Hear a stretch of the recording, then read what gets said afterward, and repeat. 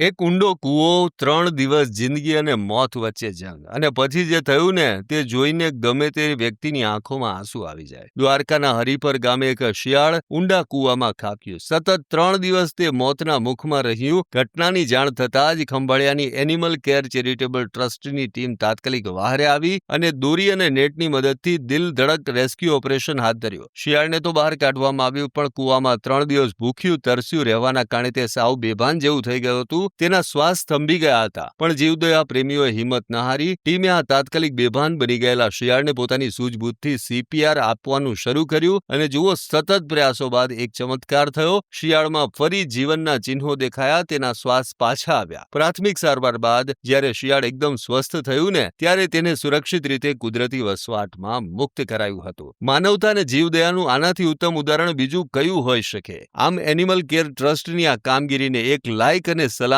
તો બને જ છે.